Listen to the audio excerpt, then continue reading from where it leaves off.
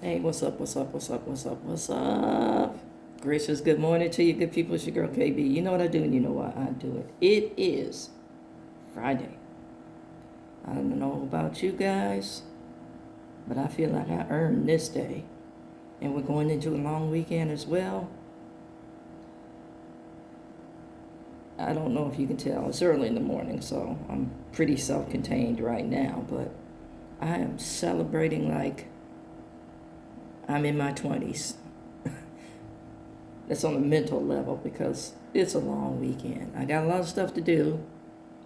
I'm looking forward to doing it, but just knowing that it's Friday and I have a long weekend is a ooh-wee for me. Love the ooh-wees. Let me timestamp this bad boy.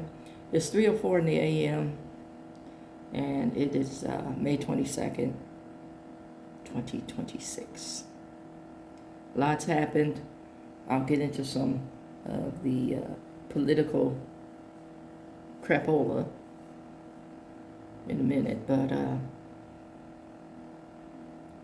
don't want to get morbid, morose, maudlin, you know. But I want to talk about something that happened yesterday. That was, I won't say spiritually enlightening for me. Not that I learned anything. There's always room for learning. But it was more of an emotional catharsis in a small group setting. So, the past couple of months have been horrific as far as work is concerned. Was the death of a child,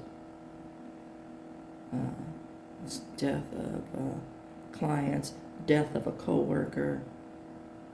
You know, death is no respecter of persons.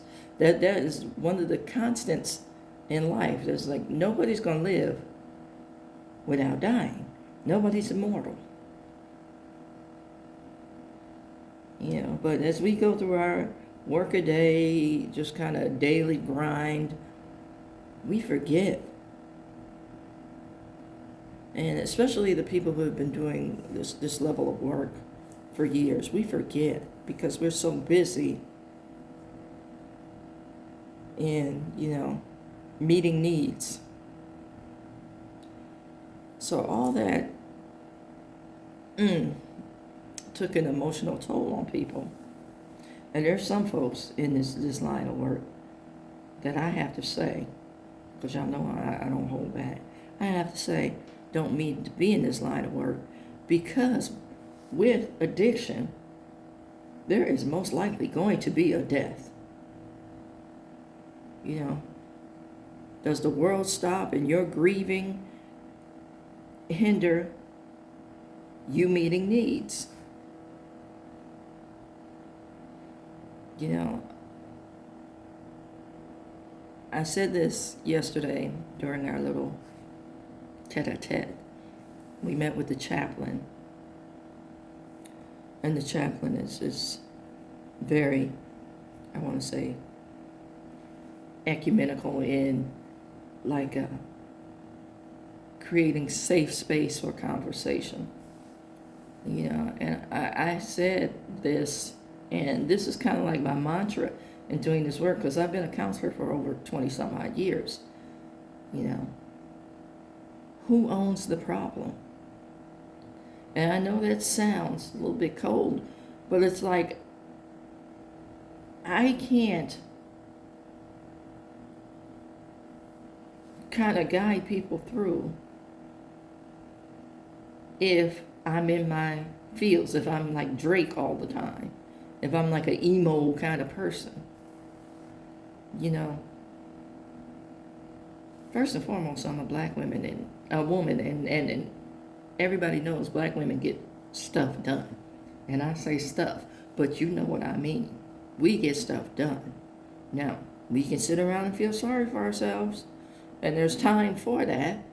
There's space for that. But when something needs to be done,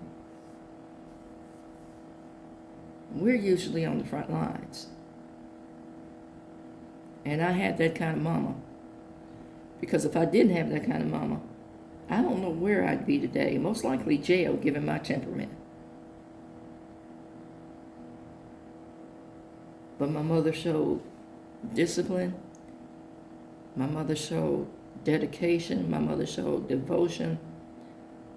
And she set the bar.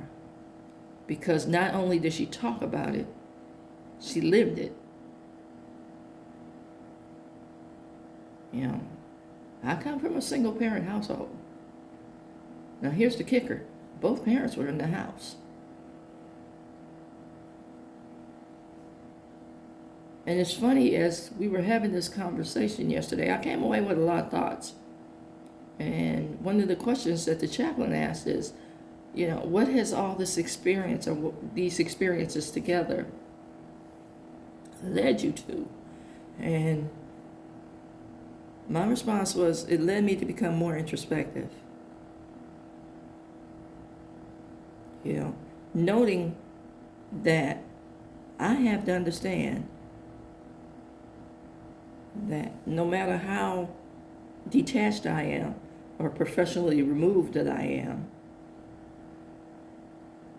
I play a part in the outcomes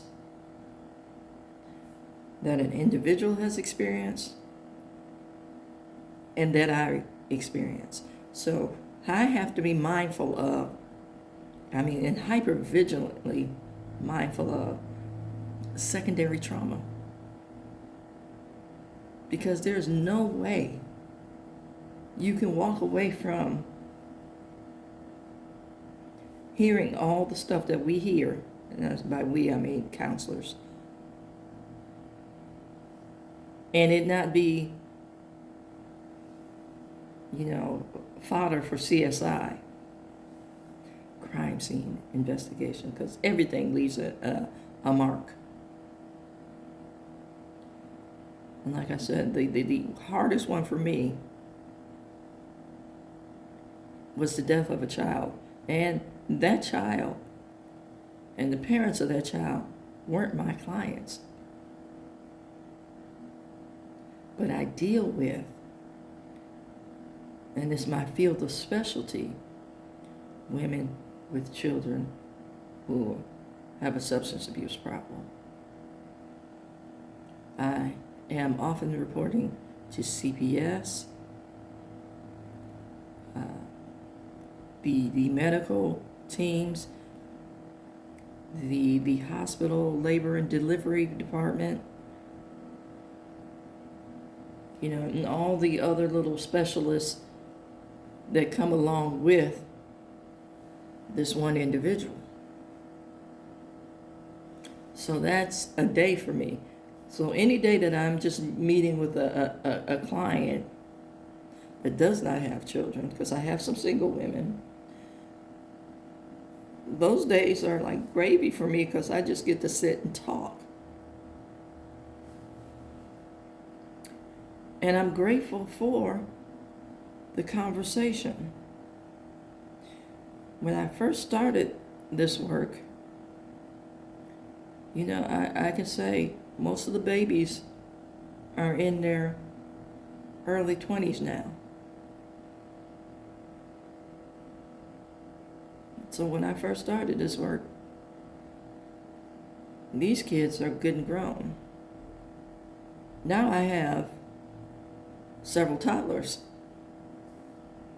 who are growing and experiencing life under certain conditions. And it's like, why do I do this work? Because I experience life under conditions. My mom was not an addict. My mom was a victim of horrific domestic violence. My father was an abusive alcoholic. So I know I'm not sharing any information or stories that are foreign to a lot of us. What are you doing in life with your experiences? Getting back to the question, who owns the problem? And what have you garnered from the problem?